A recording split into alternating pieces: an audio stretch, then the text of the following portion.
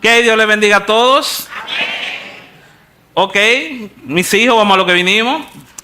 En este mes de noviembre, la iglesia, el liderazgo de la iglesia se propuso programar una serie de talleres, de conferencias, de exposiciones enfocadas en la familia.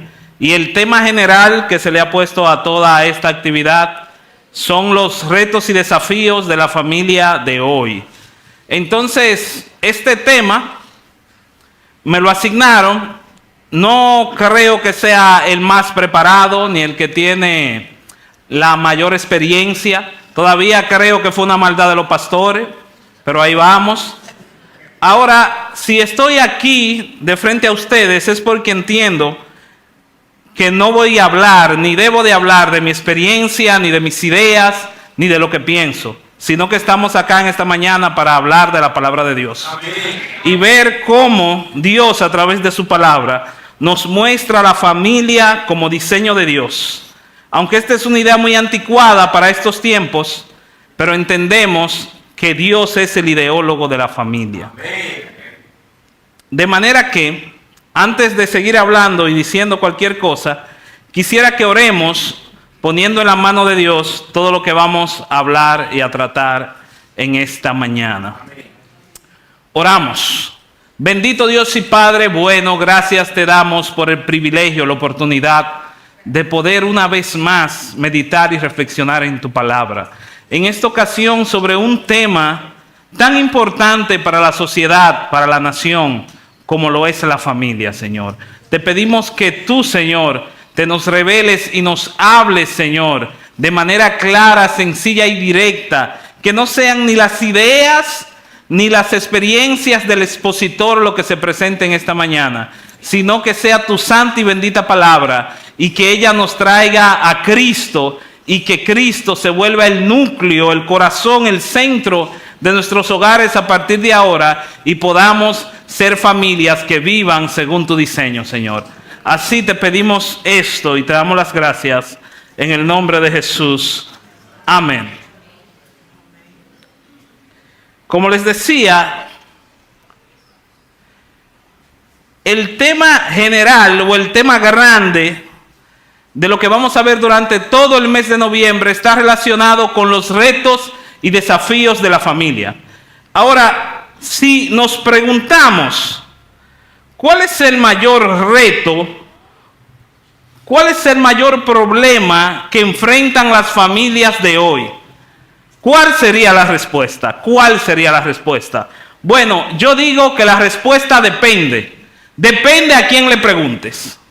Si le preguntas a un abuelo, él te dirá, bueno, el problema es que los padres de ahora son muy blanditos. Que hace falta más guayo, que hace falta más fuete, que hace falta más rigidez en el hogar.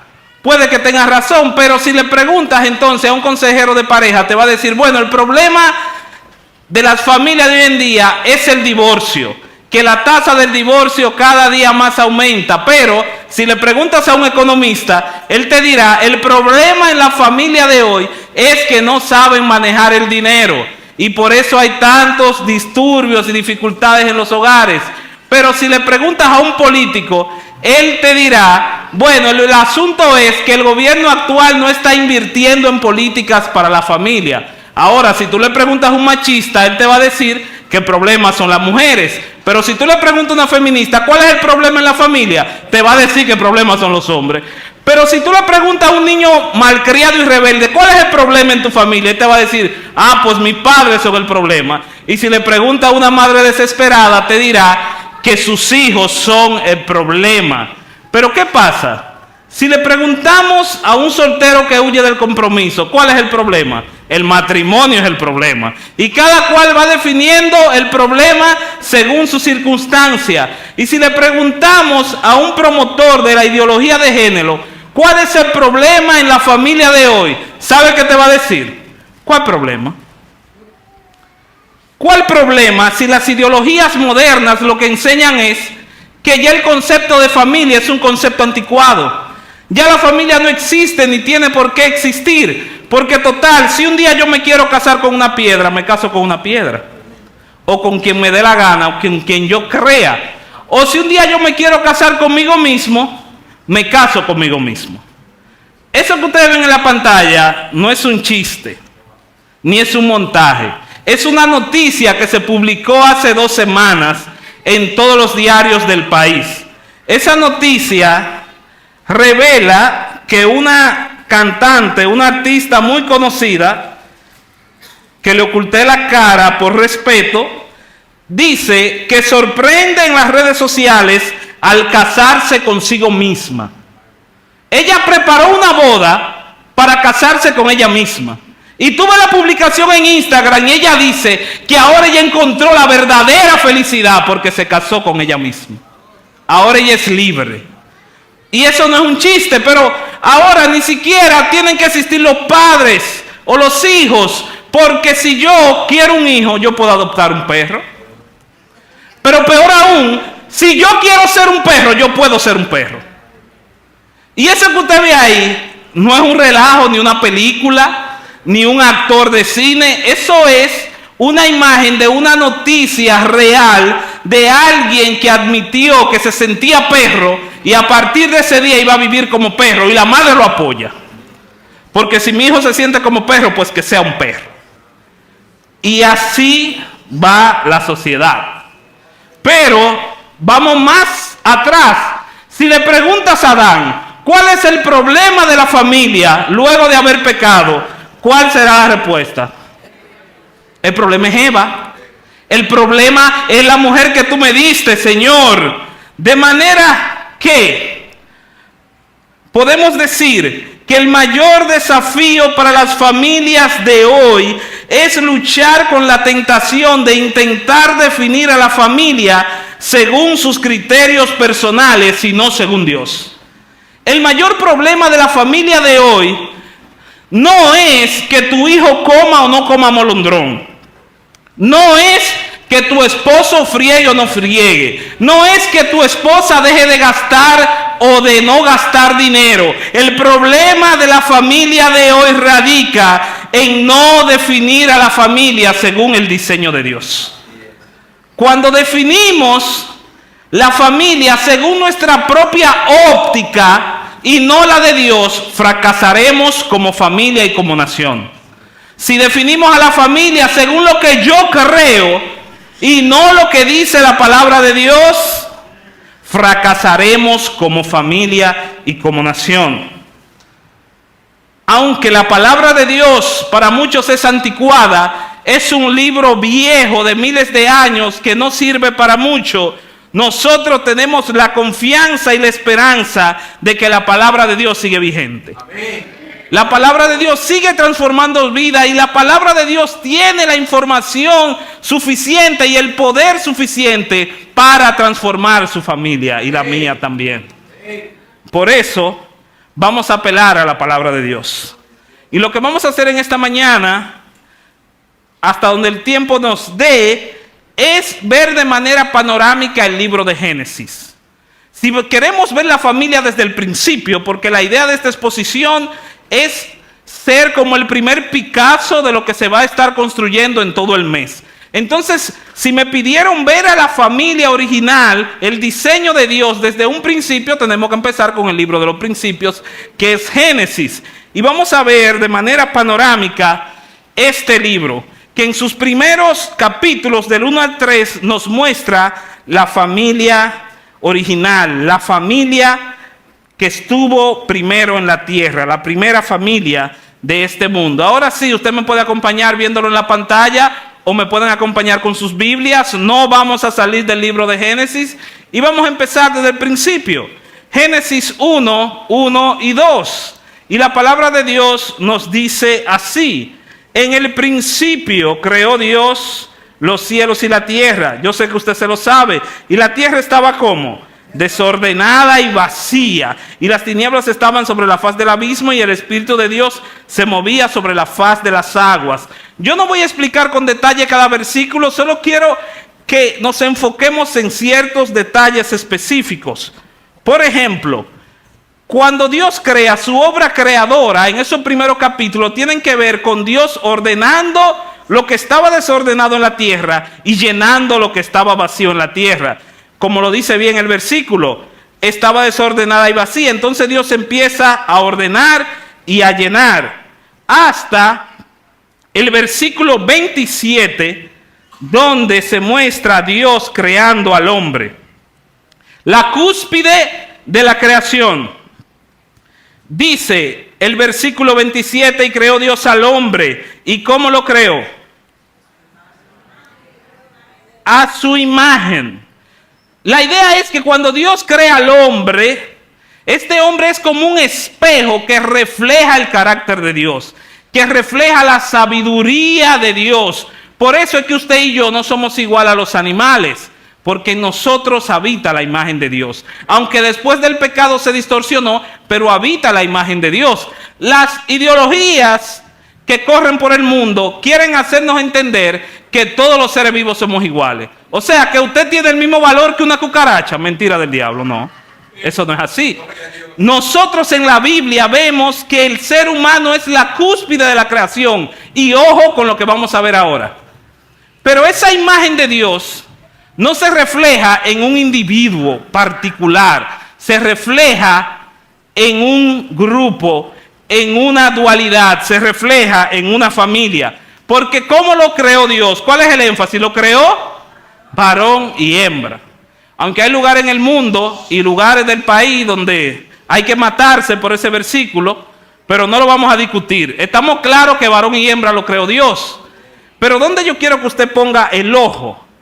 En que claramente el versículo nos muestra que esa imagen de Dios se ve reflejada no en un solo individuo, sino en el varón y en la hembra, en la familia que Dios creó. El matrimonio como centro, como núcleo donde inicia la familia, es donde se refleja plenitud quién es Dios. Tanto el varón como la hembra representan diferentes características de Dios. Pero Dios no simplemente los creó para crearlos. Dios le dio una función. ¿Y cuál fue la función que Dios le dio a esta primera familia? Llenad la tierra y sojuzgadla, administrarla. Desen cuenta, atrás, versículo 1 y 2, yo les decía, ¿en qué consistió el trabajo creativo de Dios? ¿Cómo estaba la tierra? ¿Y qué empezó a hacer Dios cuando empezó a crear? A organizarla y a llenarla. Ahora, ¿qué es lo que pasa aquí? El Señor, luego de crear a la familia, le da un rol, una tarea específica. Y su tarea tiene que ver con seguir la obra que Dios empezó en la creación. Su tarea tiene que ver con llenar la tierra de la imagen de Dios y con administrar la tierra, ordenarla según el diseño de Dios. Pero esta historia, todos saben que no es color de rosa. Porque en el capítulo 3, ¿qué pasa? El hombre peca. El hombre cae en desobediencia. Pero en medio de ese trágico panorama que encontramos en Génesis 3, dice Génesis 3:15 que hay una promesa. Hablándole a la serpiente, que es Satanás, que es el diablo que se le apareció a Eva para engañarla, y ella cayó redondita. Pero a pesar de la desobediencia humana, hay esperanza. Este versículo 15, muchos lo llaman el primer evangelio, porque mira qué es lo que dice. Pondré enemistad entre ti y la mujer, y entre tu simiente y la simiente tuya. Entonces, esa simiente de la mujer va a herir en la cabeza a esa serpiente que engañó a Eva. Me explico. La simiente o la palabra simiente bien puede traducirse como generaciones o como familia, como semilla, como descendencia. ¿Cuál es la idea? Que a pesar de que el hombre pecó, a pesar de que esa familia cayó en la tragedia, Dios en su gracia va a permitir que de esa familia se reproduzcan otras familias, y de una de esas familias va a nacer una simiente, un hijo de Eva que va a aplastar a la serpiente y traerá esperanza al mundo. Ese es nuestro Señor Jesucristo. Amén. Entonces nuestro Señor Jesucristo viene de una familia, y hacia allá está apuntando ese versículo 15. Pero ¿qué sucede? Luego aquí vemos un quiebre, una ruptura, una división en el libro de Génesis. Y es que luego de ver la familia primera, la primera familia de la tierra, y de manera general mostrar cómo el pecado ha dañado a las familias del mundo, desde el capítulo 1 hasta el capítulo 11, aquí a partir del capítulo 12, Génesis se va a enfocar en una familia en específico, y es la familia de Abraham. Y aquí vemos la gran promesa que Dios nos hace y que tenemos en Cristo. Dice Génesis 12, 1, 3, pero Jehová había dicho a Abraham, vete de tu tierra y de tu parentela y de la casa de tu padre a la tierra que te mostraré, y haré de ti una nación grande y te bendeciré y engrandeceré tu nombre y serás bendición. Bendeciré a los que te bendijeren y a los que te maldijeren maldeciré. Esto es refiriéndose a este nuevo pueblo que se va a crear en Abraham. Pero mira cómo termina ese versículo. ¿Qué dice? Serán benditas en ti todos los individuos de la tierra. Todas las personas, no, todas las familias de la tierra. Y ese versículo apunta directamente a la promesa de Jesucristo, que vino a morir en una cruz para pagar por el pecado de Eva. Ahora, en Cristo pueden ser benditas todas las familias de la tierra. De manera que, ¿por qué dar tanta vuelta para llegar a este punto? Dios es el ideólogo de la familia y quien da verdadero propósito y verdadera bendición al hogar. Dios es el ideólogo de la familia y por tanto Él es quien da verdadero propósito y verdadera bendición. Vamos a ver dónde que yo voy, que me perdí aquí en la proyección. Ahora bien, ¿qué sucede? Esta es una verdad que aunque usted la escucha por ahí, aunque usted la ha escuchado antes, ya sea porque nos hacemos lo loco, ya sea porque no nos interesa, ya sea porque lo desconocemos, ya sea porque no nos importa, pero aunque decimos de la boca para afuera que Dios es el ideólogo de la familia y que en Dios está la bendición y que Dios es el que ordena el hogar, a la hora de la verdad, cuando usted tiene un problemón en su familia, usted cierra la puerta a Dios y hacia sus adentros empieza a decir, cuando hay problema en mi familia, ni Dios, ni la iglesia, ni nadie tiene que meterse porque yo resuelvo los problemas de mi familia y punto. Cuando pasamos por las problemáticas que enfrentan los hogares, regularmente acudimos a nuestras propias técnicas, artimañas, a los consejos que me dio el tío, que me dio el primo, que me dio la suegra, y pocas veces acudimos al único que puede encontrar verdadera solución en el seno del hogar, que es en Dios, que es en su palabra. De manera que yo quiero que tú te enfoques en esta verdad. Dios es el ideólogo de la familia y en Él las familias pueden encontrar propósito y bendición. Porque la verdad es esta. Mientras más la familia se aleja de Dios, más se acerca a la destrucción. Mientras más se aleja Dios del hogar, más disfuncionales y rotas son las familias de la sociedad. Déjame darte ese dato. ¿Tú sabes contar hasta ahí? Ahí hay un 970 millones. Según la Organización Mundial de la Salud, en un estudio hecho en el 2019, ese era un estimado del número de personas que sufrían trastornos mentales en el mundo. 970 millones. Y esa cifra ha ido en aumento. Y aquí viene la bomba. La mayoría de esos trastornos mentales son traumas que no se superaron y que se generaron en el seno familiar.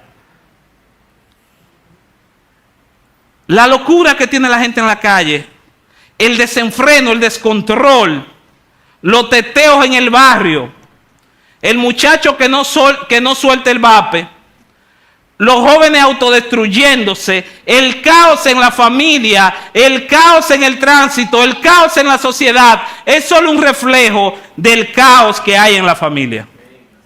es solo un reflejo de que hemos sacado a Dios del hogar. Mientras más alejamos a Dios del hogar, más disfuncionales y rotas son las familias de la sociedad. Y quiero hacer un énfasis en esta palabrita aquí. Disfuncional. ¿A qué yo me refiero con disfuncional? Que no funciona, me dice el varón por aquí. Regularmente, en el sentido de la familia, cuando pensamos en una familia disfuncional, solemos verlo a los ojos del mundo y a los ojos de la psicología. Solemos pensar en una familia disfuncional cuando encaja con las etiquetas del mundo, cuando es una familia, como le dicen, monoparental, cuando falta el papá o la mamá, cuando hay una ruptura en la familia, cuando se añade alguien que se supone que no debería estar en el hogar. Nosotros muchas veces pensamos y decimos, según la psicología moderna, bueno, esa es una familia disfuncional. Pero ¿qué sucede? Según Dios, la cosa es muy diferente. Según Dios, según la Biblia, una familia verdaderamente funcional es una familia que funciona según Dios. Es una familia que funciona según Dios. Si usted se dio cuenta en los versículos que leímos en Génesis, es que al hombre y mujer, a la familia, se le dio una función específica que va en pro del propósito de Dios, y cuando nos alejamos de ahí, dejamos de funcionar como familia. Te lo voy a explicar con la siguiente ilustración. Usted está viendo ese carro que está ahí, ¿verdad? ¿Qué tal si yo le digo que ese carro funciona?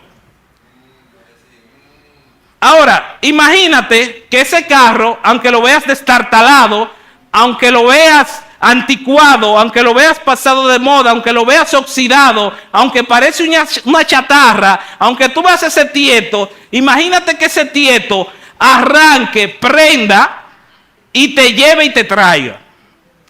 Aunque tú veas ese tieto en la pantalla, si el vehículo arranca, te lleva y te trae, el vehículo funciona. Porque ¿para qué fue creado un vehículo? Para que arranque, te lleve y te traiga. ¿Qué sucede? Aunque tú, según los encasillamientos que te hace el mundo, aunque tú creas que tú vives en una familia disfuncional, aunque tú realmente hayas crecido en un contexto familiar difícil, si aún en medio de esa prueba, de esa dificultad, si tu núcleo, si tu centro familiar, si el centro de esa familia es Cristo, es Dios, es una familia que funcione, aunque tenga sus problemas y sus dificultades. Es una familia que funciona, aunque no sea la mejor familia del mundo, aunque no sea la familia que tú quisiste, aunque no sea una familia perfecta, pero si Cristo es quien comanda y controla el hogar, es una familia que funcione a pesar de los desafíos que enfrente. Pero como te digo una cosa, te digo la otra. Suponte tú un carro del año, 0 kilómetros, moderno, bello, lindo, pero que no corra, que no encienda, que no te lleve ni te traiga. ¿Es un vehículo que funciona? No funciona, por más moderno y bueno que parezca. Lo mismo pasa con nuestra familia. Tú puedes encasillarte en que, bueno, mi familia es una familia nuclear. Una familia normal, papá, mamá, mi padre. Nosotros vivimos bien, pero si en esa familia cada quien va según su propia voluntad por el mundo, si esa familia no tiene ningún contacto ni ninguna relación con Dios, si esa familia nada tiene que ver con la Biblia ni con servirle a Dios, si Dios no está por ninguna parte, por más bonita que se vea la foto de Navidad que se tiren, esa es una familia que no funciona en Dios.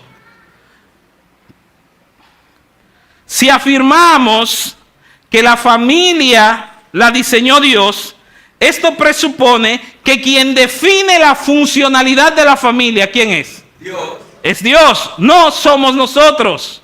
No somos nosotros. Entonces, para el buen funcionamiento de la familia, se necesita de Dios, se necesita de su gracia operando en medio del hogar. Para que una familia funcione, lo que vamos a ver de aquí en adelante es que se necesita una teología correcta, conocer verdaderamente a Dios. Se necesita una definición de roles según Dios, entender cuáles son las funciones específicas de cada miembro de la familia.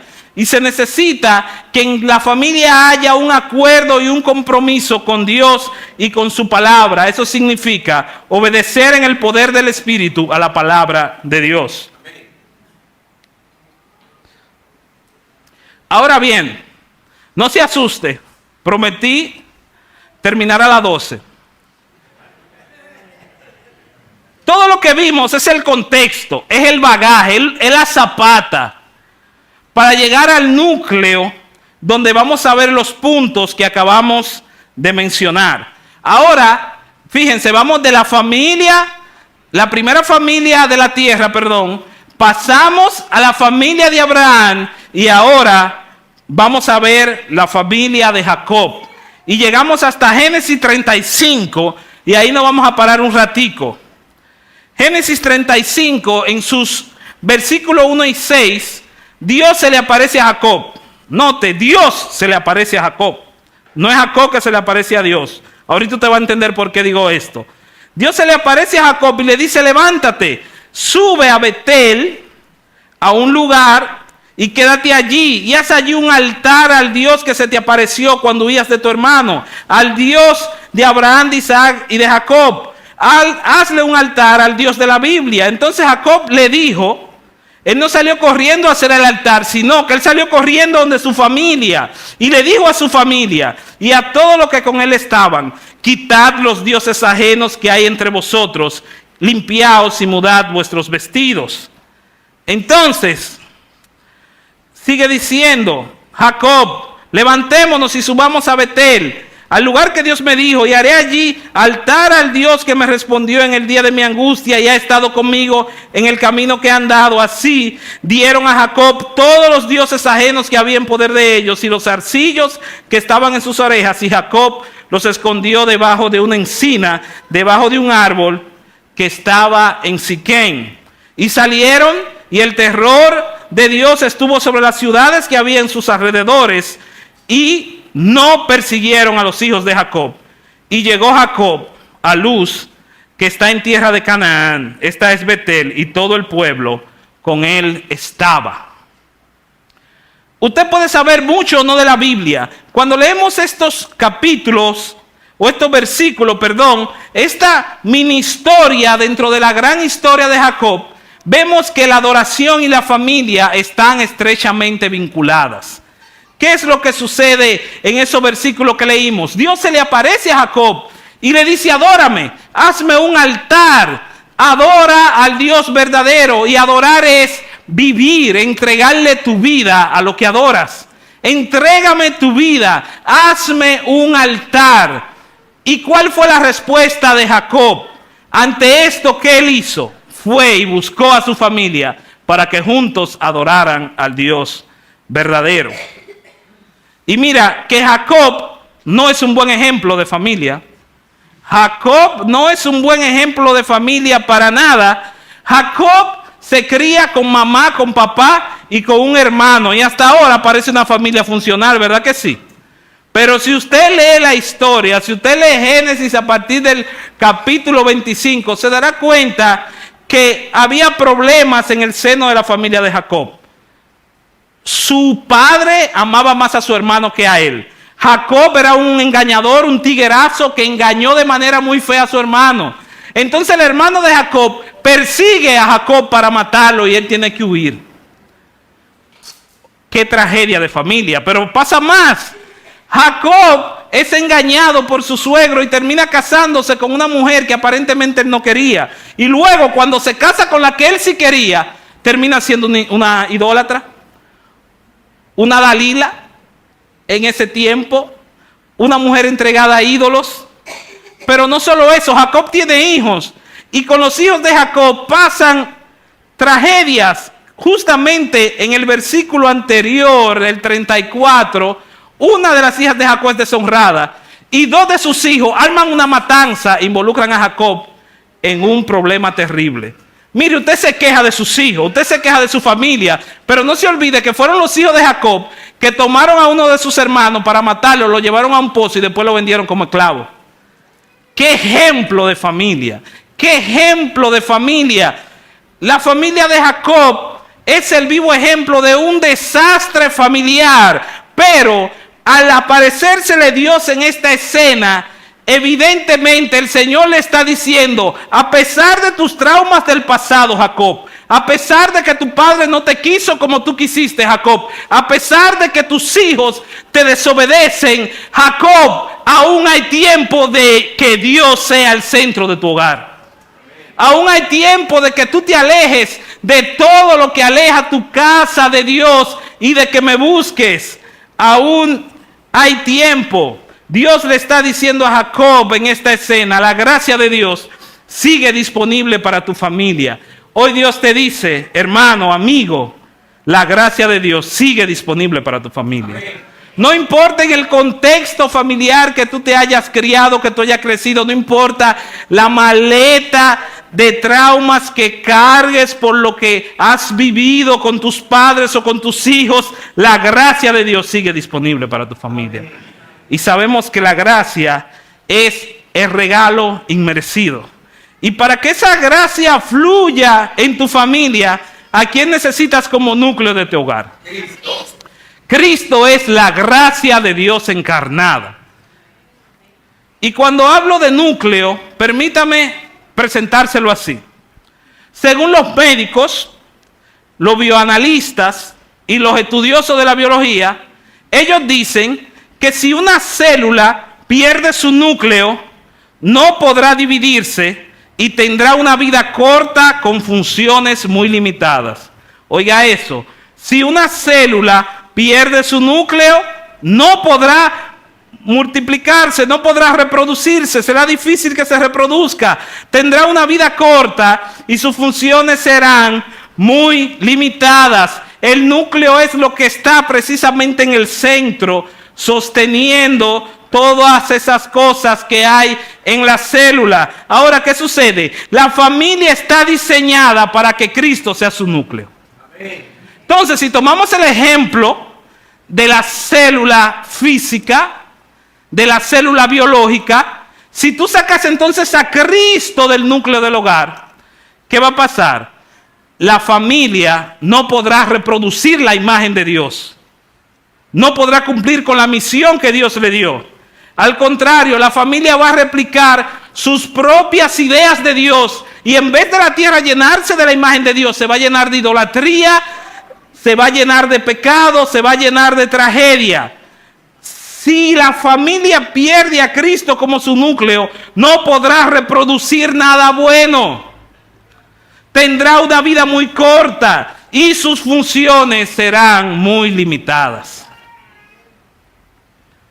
En conclusión, he dado tanta vuelta. Mi esposa me dice que uno de mis mayores defectos comunicando es que yo doy demasiada vuelta para llegar al punto. Perdónenme, pero esto se ha hecho evidente. Este es el punto. Solo Cristo como centro del hogar puede reproducir familias verdaderamente funcionales. Solo Cristo como centro del hogar puede reproducir familias verdaderamente funcionales. Yo le voy a ser sincero. Es muy fácil pararse aquí y hablar de familia. Es muy fácil abrir un librito, ver una charla de Ana Simón o de cualquier otro y venir y compartirte los 5 puntos para hacer una familia feliz. Pero en la vida real eso no funciona así. En la vida real, cuando Satanás se mete en el hogar, cuando una persona cae en la tentación, cuando esa esposa se va detrás de su propio pecado y se olvida de Cristo y del mundo, no importa las reglas, no importa los videitos que tú ves en YouTube, solo Cristo puede sanar ese hogar.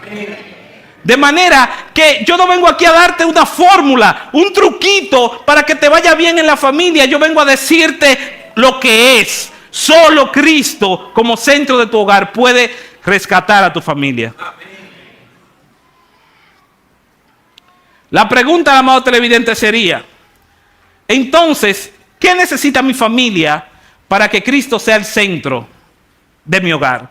¿Qué necesita mi familia para ser realmente funcional según Dios? ¿Qué necesita? Ya te lo había dicho antes. Necesita una idea correcta de quién es Dios y de lo que no es Dios.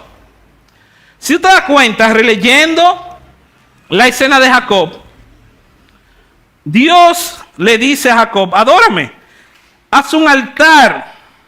Entonces, como consecuencia, Jacob entendió que para adorar al Dios verdadero, tú tienes que dejar tus dioses falsos. ¿Y cuáles son los dioses falsos? Todas esas cosas en las que nosotros pensamos que podemos encontrar la plenitud y la felicidad que solo Cristo da.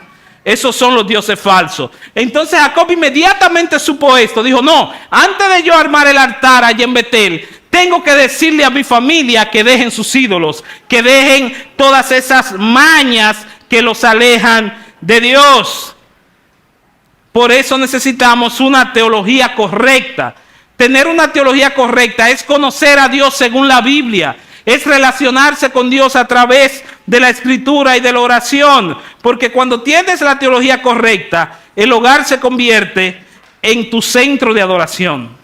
Eso fue lo que pasó con la familia de Jacob. Pero hay más. Cuando tienes la teología correcta, cuando conoces a Dios correctamente, cuando te relacionas con Dios correctamente, hay una renuncia a los ídolos que viven en casa. Los ídolos son todas aquellas cosas que se interponen en tu relación entre tú y Dios. Son esas cosas en las que nosotros pensamos que podemos encontrar la felicidad y la plenitud. Pero esta es una felicidad y una plenitud que solo Cristo da.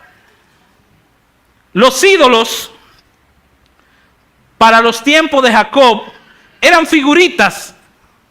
Los ídolos para los tiempos de Jacob eran unos dioses inventados por la comunidad que pensaba que iban a encontrar bendición, que esos dioses falsos le iban a dar buena cosecha, le iban a dar buena lluvia.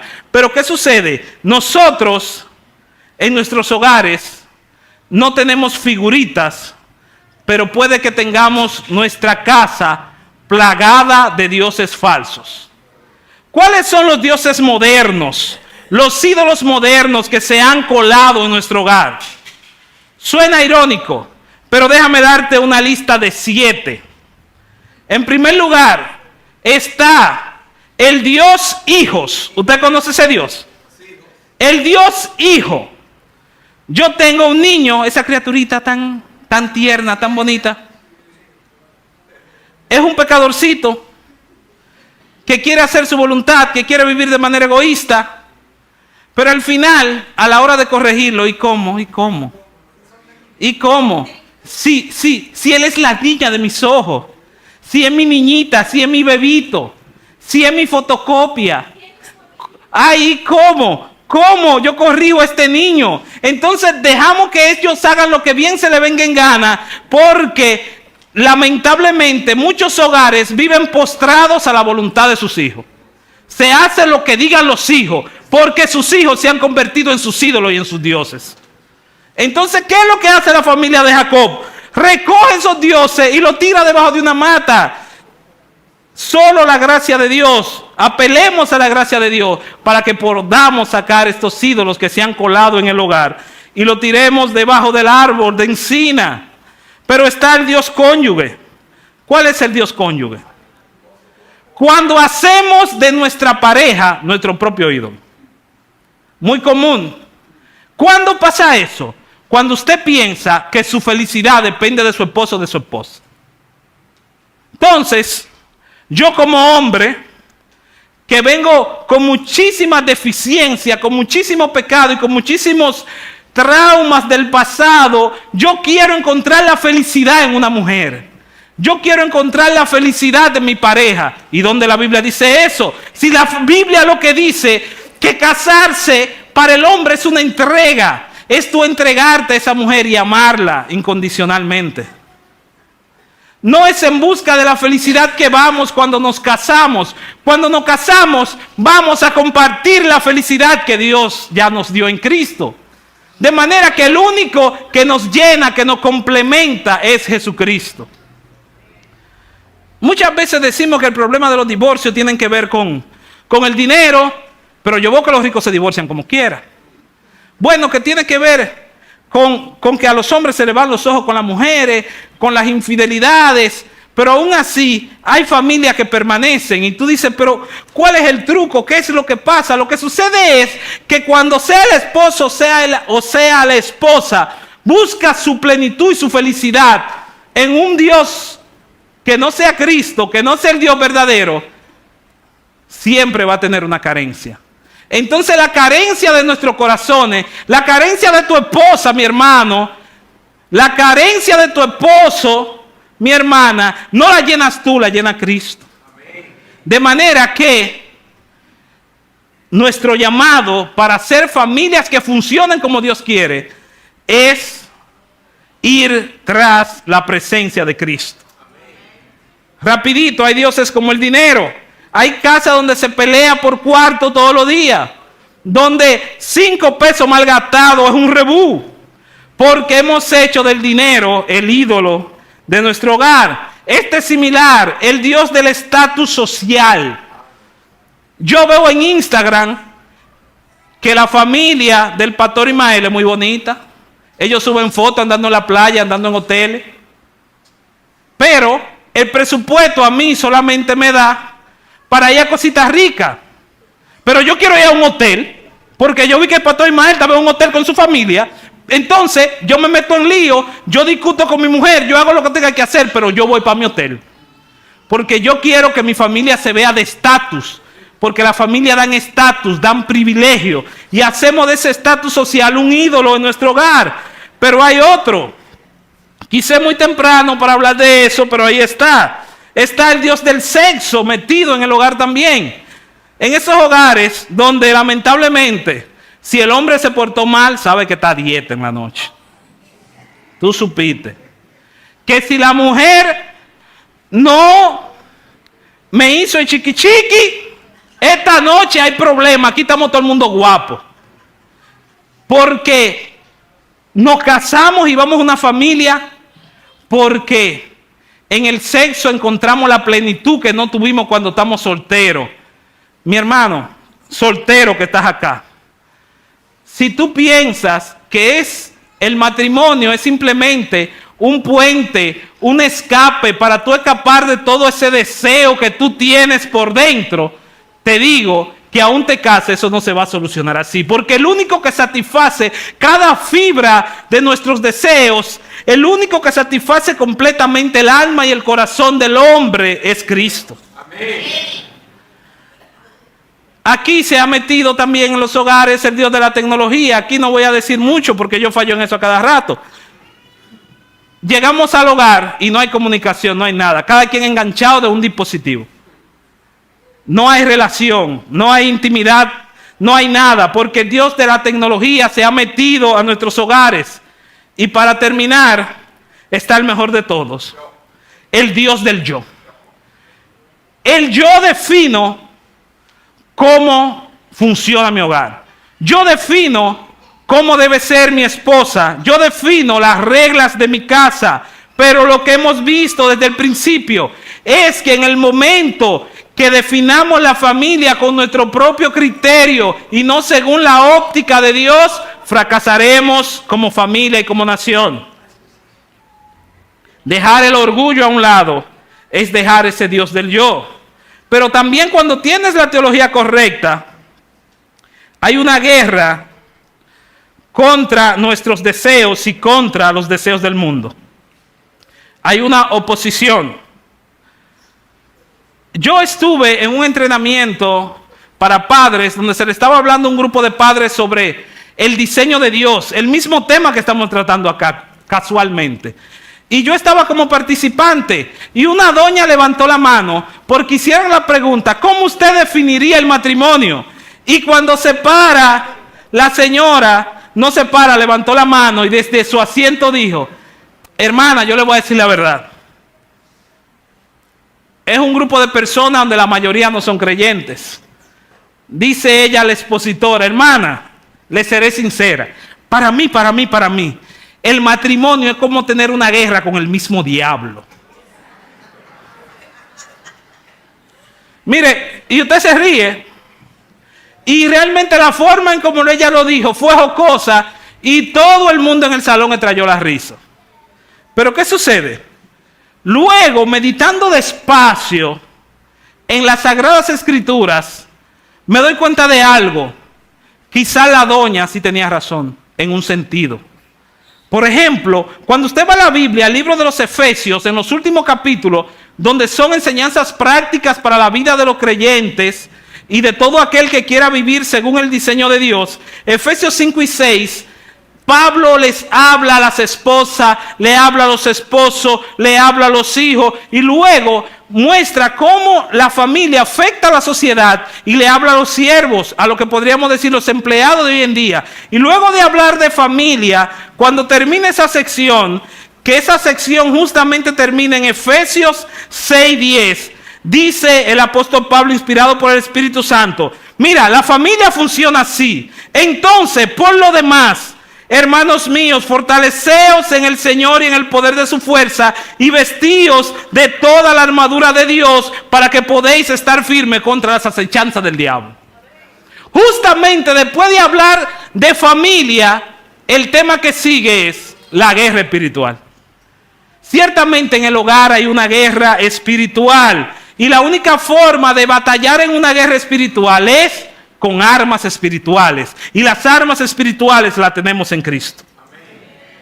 Cuando tienes una familia con la teología correcta, la familia tiene prioridad ante los rituales y las liturgias. Esto lo mencionábamos porque inmediatamente Jacob fue donde su familia. Entonces, una familia que tiene la teología correcta también comunica la palabra de Dios a los demás miembros de la familia. Jacob, una vez recibió la palabra de Dios, fue y se la comunicó a la familia. Estudiemos la Biblia en nuestro hogar. Ya avanzando en el último punto, ¿qué necesitamos para vivir según el diseño de Dios? Una definición de roles según Dios. Entender cuáles son las funciones específicas de cada miembro de la familia. Dios dijo a Jacob, y Jacob le dijo a su familia, porque el rol de Jacob es el sacerdote, el que cuida el hogar y el que dirige su familia hacia Dios. Los roles traen orden. ¿Qué sucede? Una empresa sin roles, o sea, una empresa donde aquí no hay jefe, todo el mundo es jefe aquí. Aquí no hay secretaria, todo el mundo es secretaria. Una empresa sin puestos, con roles definidos, quebrará en poco tiempo. Una iglesia sin roles, una iglesia, todo el mundo es pastor, aquí no hay pastores. Es una iglesia donde pocas personas terminarán yendo, es una iglesia que se va a derrumbar. ¿Por qué? Si no nos sometemos a los roles familiares definidos por Dios, terminaremos sometiéndonos a los roles que se inventa el mundo. Y ahí será el lloro y el crujir de dientes. ¿Y cuáles son estos roles? De manera rápida te diré: el marido es cabeza del hogar, líder y sacerdote de la casa. Él ejerce su función, no cuando él es el mero macho, ni cuando viene con el garrote a oprimir a los demás. Él ejerce su función cuando ama incondicionalmente a su esposa, sometiéndose a Dios. La mujer es ayuda idónea. Ella ejerce su función cuando respeta a su marido, cuando se somete a su marido, entendiendo que no es que ella se está sometiendo a su marido, sino que cuando se somete a su marido, se somete a Dios.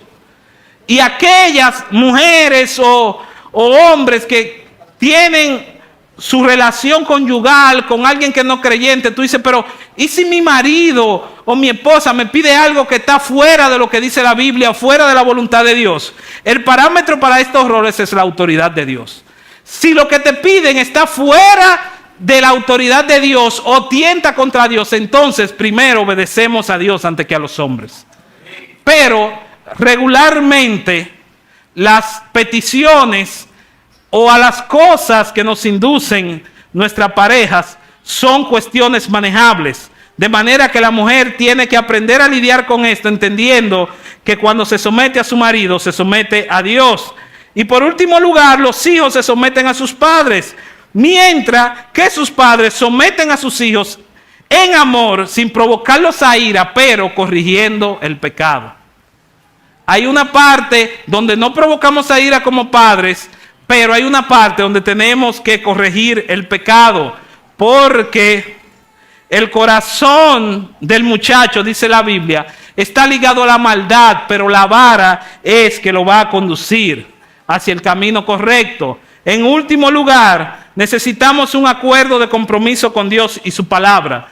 Con este versículo terminamos esta sección donde dice que así dijeron a Jacob todos los dioses ajenos, dieron a Jacob los dioses ajenos, los zarcillos, todas esas cosas, toda esa diabluría que ellos tenían ahí escondida para adorar sus ídolos, la entregaron, dejaron sus ídolos a un lado porque se comprometieron en obedecer la palabra de Dios. Para ser familias realmente funcionales, tenemos que someternos a la palabra de Dios en el poder del Espíritu. Es obedecer la palabra de Dios. Y en conclusión, Génesis 49, allí termina el libro de Génesis prácticamente, nos habla acerca de los hijos de Jacob. Y allí en Génesis 49:8, hablando de un hijo que tuvo Jacob llamado Judá, dice: te alabarán tus hermanos y tu mano en la cerviz de tus enemigos. Vas a agarrar a tus enemigos por el cuello, Judá. Y los hijos de tu padre se inclinarán a ti. Cachorro de león, Judá. De la presa subiste, hijo mío. Se encorvó, se echó como león, así como león viejo. ¿Quién lo despertará? A ti, Jacob, de ti no será quitado el cetro. No será quitado el cetro, ni el legislador entre tus pies, hasta que venga Silo, que se puede traducir como el que ha de reinar, y a él se van a consagrar todos los pueblos. El libro de Génesis está hablando de manera general, y a medida van pasando los capítulos, va hablando de manera específica, hasta acercarse cada vez más a un Salvador que había de venir de la simiente de Eva. Y esa simiente de Eva iba a nacer de la descendencia de Judá. ¿Y qué es lo que dice ese versículo?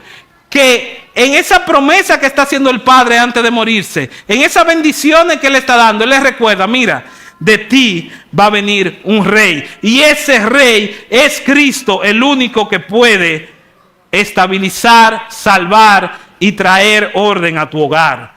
Porque solo en Cristo como centro del hogar se pueden reproducir familias verdaderamente funcionales. Desde el inicio de la humanidad, Dios ha usado familias para propósitos que trascienden.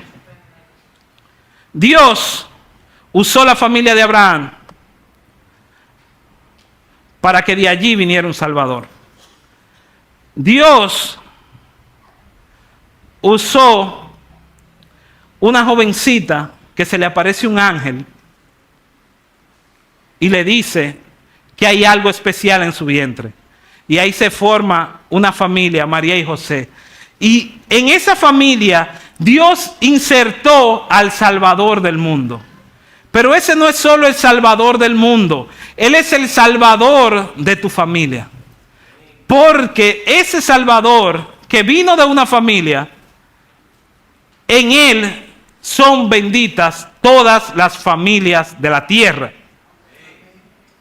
De manera que si eres de una familia que está buscando servir a Dios, si tú eres creyente, tu familia puede ser un instrumento de Dios para cosas trascendentes, como la familia de Abraham, como la familia de Jacob, como la familia de José. Si no eres creyente, déjame decirte que sin Cristo es insostenible tener una familia que funcione. No hay forma, no hay manera, porque sin Cristo solo te espera la destrucción eterna. En cambio, Dios ha sido bueno contigo y te trajo acá a este lugar para recordarte que en Cristo hay salvación para ti y tu casa. Que Dios te bendiga.